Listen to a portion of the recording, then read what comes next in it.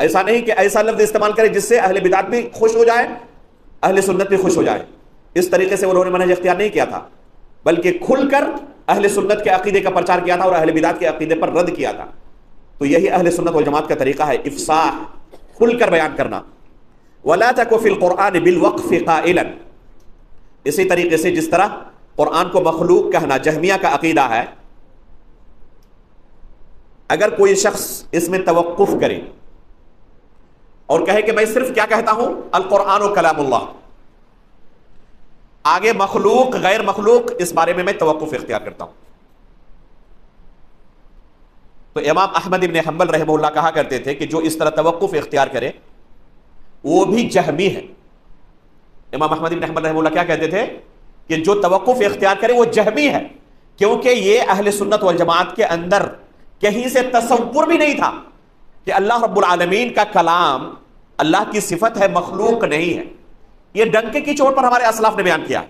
اب اگر کوئی اس کو بیان نہیں کرنا چاہتا کھل کر اور توقف کرتا ہے، شک و شبہ پیدا کرنے کی کوشش کرتا ہے، تو اس سے کس کو نقصان پہنچا رہا ہے؟ اہل سنت کو یا جہمیہ کو؟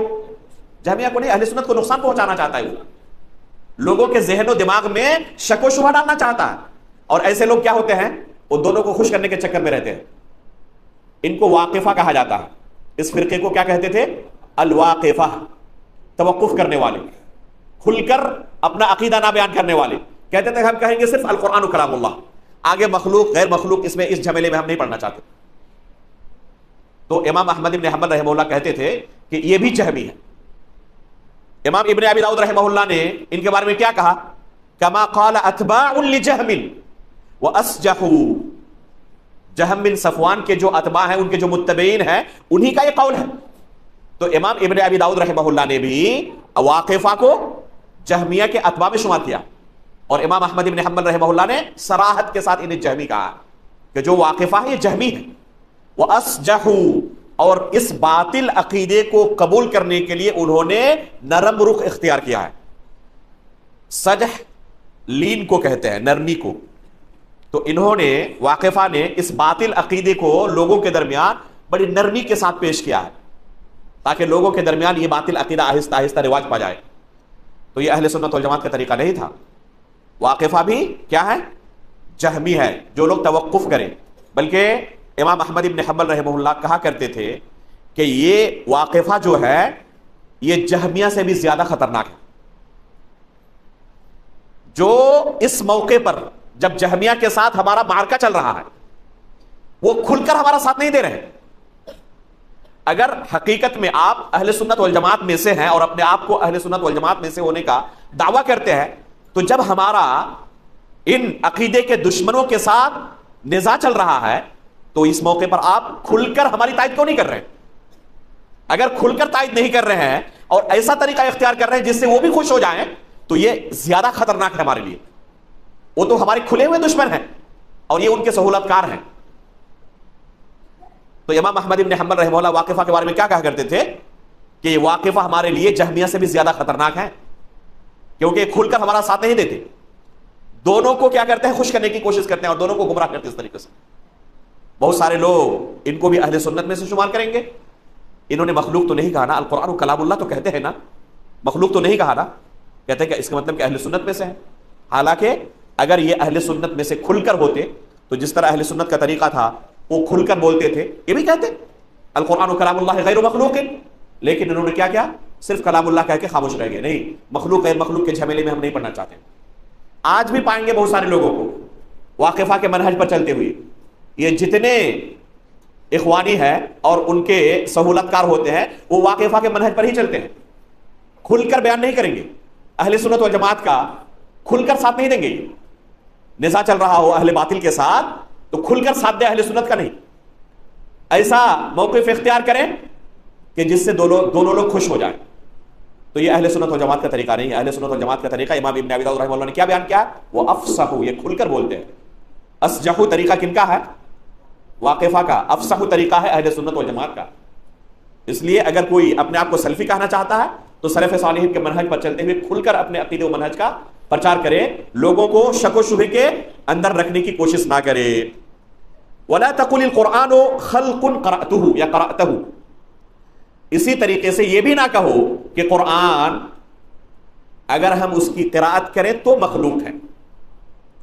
اس مسئلے کو سلف مسئلۃ اللفظ کے ساتھ یاد کرتے تھے اور ایسے لوگوں کو لفظیہ کہتے تھے. ایک ہے جہمیہ جو کھل کر قرآن کو مخلوق کہتے تھے، دوسرا واقفہ جو مخلوق غیر مخلوق کہنے سے بچتے تھے، اور تیسرے ہے یہ لفظیہ جو کیا کہتے تھے، لفظی بالقرآن مخلوق یا قراءتی بالقرآن مخلوقہ یا تلاوتی بالقرآن مخلوقہ.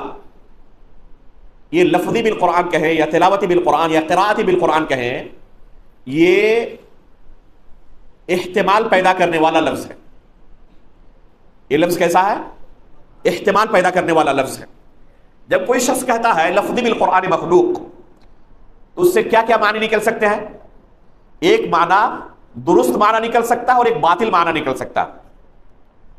ایک درست معنی کیا نکلے گا؟ لفظی بالقرآن، لفظی سے ہم مراد لیں کہ ہم جو تلاوت کرتے ہیں تو ہمارے ہونٹ ہلتے ہیں، ہماری زبان سے آواز نکلتی ہے، یہ ہمارا عمل ہوا. اور بندوں کے اعمال کیا ہے؟ مخلوق ہے. واللہ خلقکم وما تعملون کہا اللہ تعالیٰ نے. اللہ تعالیٰ نے تمہیں بھی پیدا کیا اور تم جو عمل کرتے ہو اسے بھی پیدا کیا اللہ تعالیٰ نے. تو بندوں کے اعمال مخلوق ہے. امام بخاری رحمہ اللہ کی کتاب ہے خلق و افعال العباد کے نام سے، خلق و افعال العباد. اس کتاب میں امام بخاری رحمہ اللہ نے تقدیر کا انکار کرنے والوں پر زبردست رد کیا ہے جو بندوں کے اعمال کو مخلوق نہیں مانتے. تو بندوں کے اعمال مخلوق ہیں. تو کوئی کہے لفظی بالقرآن مخلوق کا معنی یہ ہے کہ ہم جو تلاوت کرتے ہیں ہمارا جو عمل ہے تو ہمارا عمل مخلوق ہے، تو یہ معنی درست ہوگا. لیکن اس کا ایک دوسرا معنی بھی نکلتا ہے لفظی بالقرآن کا، یعنی الملفوظ جو ہم کلام پیش کرتے ہیں وہ مخلوق ہے. نعوذ باللہ من ذالک. اور کلام ہم کون سا پیش کرتے ہیں؟ اللہ رب العالمین کا کلام ہم نقل کرتے ہیں. آپ کوئی شعر پڑھیں علامہ اقبال کا، آپ اپنی زبان سے پڑھ رہے ہیں، ہے یا نہیں؟ تو کیا کہیں گے، یہ میرا شعر ہے یا علامہ اقبال کا شعر ہے؟ کوئی بھی مانے گا اس کو کہ آپ نے پڑھا اپنی زبان سے اسلام کا شعر ہو گیا؟ جو بھی پڑھے گا انہی کا شعر رہے گا نا، جس نے پہلی مرتبہ اس کو کہا. تو قرآن اللہ رب العالمین کا کلام ہے، سب سے پہلے اللہ رب العالمین نے اسے کہا. چاہے کوئی بھی پڑھے وہ کس کا کلام رہے گا؟ اللہ کا کلام رہے گا. تو لفظ سے مراد ملفوظ لے، اور اس کو اگر مخلوق کہے تو یہ کفر ہے. جس طرح جہمیہ کا عقیدہ تھا کہ خلق قرآن کا عقیدہ رکھتے تھے، قرآن کو مخلوق کہا کرتے تھے. تو لفظ سے مراد دونوں ہو سکتا ہے، ایک اپنا عمل اور ایک ملفوظ یعنی کلام اللہ. تو یہ لفظ محتمل لفظ ہے، اس کے اندر احتمال ہے دونوں عقیدے کا. ٹھیک ہے، اس لیے سلف اس لفظ سے بچتے تھے. سلف اس لفظ کو اپنی زبان سے ادا نہیں کرتے تھے. لفظی بالقرآن مخلوق، امام احمد بن حنبل رحمہ اللہ سے کہا گیا کہ لفظی بالقرآن مخلوق اگر کوئی کہے تو کیا ہے؟ تو امام احمد بن حنبل رحمہ اللہ نے کہا کہ اگر وہ لفظی بالقرآن مخلوق سے مراد کیا لے؟ الملفوظ، تو جہمی ہے. اگر کوئی کہے لفظی بالقرآن مخلوق اور مراد لے الفاظنا التي هي من افعالنا، یعنی ہمارے افعال، ہم جو تلاوت کرتے ہیں زبان سے ادا کرتے ہیں یہ مراد ہے، ہمارے اعمال مراد ہے، تو امام احمد بن حنبل رحمہ اللہ نے کہا کہ وہ بدعت ہے. پھر دو صورت سے خالی نہیں. لفظی بالقرآن مخلوق کہنے والا امام احمد بن حنبل رحمہ اللہ نے کیا کہا؟ یا تو وہ جہمی ہے یا بدعتی ہے، سلفی نہیں ہے. وہ سلف صالحین اس لفظ کو اپنی زبان سے ادا نہیں کرتے تھے. سلف صالحین کا منہج کیا تھا؟ بذالک دان الاتقیاء وافصحوا، یہ منہج ہے. سلف صالحین کوئی ایسا لفظ استعمال نہیں کرتے تھے جس سے اہل بدعت کو خوش ہونے کا موقع ملے. کچھ گرچہ ہماری مراد درست ہے لیکن پھر بھی اہل بدعت خوش تو ہو سکتے ہیں نا. سلف صالحین ان اہل بدعت کو خوش ہونے کا کوئی موقع نہیں دیتے تھے. آج کے معاشرے پر نظر دوڑائے، خصوصاً جو لوگ سوشل میڈیا کے ساتھ جڑے ہیں، آپ بے شمار لوگوں کو پائیں گے یا تو واقفہ کے منہج پر چل رہے ہیں یا لفظیہ کے منہج پر چل رہے ہیں. کھل کر سلف صالحین کا جو منہج تھا اس منہج پر نہیں چلنا چاہتے. دوسرے لوگ اپنے مطلب کی چیز نکال سکتے ہیں، ان کے لیے اتنا مارجن ہمیشہ رکھتے ہیں یہ کہ اہل باطل بھی ہمارے اس کلام سے خوش ہونے کا موقع نکال لیں. کوئی ایسی بات اپنی زبان سے ادا نہ کریں جس سے کیا ہو، اہل باطل کے لیے کوئی موقع ہی نہ رہو. اس طرح کا لفظ استعمال نہیں کرتے. تو یہ کن کا طریقہ ہے؟ اہل بدعت کا طریقہ. امام احمد بن حنبل رحمہ اللہ نے کہا کہ جو لفظیہ ہیں یہ دو حال سے خالی نہیں. اگر ملفوظ مراد لے تو جہمی ہے، ملفوظ مراد نہ لے تو بدعتی ہے۔ اگر آپ کو یہی صحیح معنی کہنا تھا تو اہل سنت والجماعت کو جو طریقہ ہے اسے آپ اختیار کیوں نہیں کرتے؟ ڈنکے کی چول پر کیوں نہیں کہتے القرآن و کلام اللہ غیر مخلوق؟ اس طرح کہیں آپ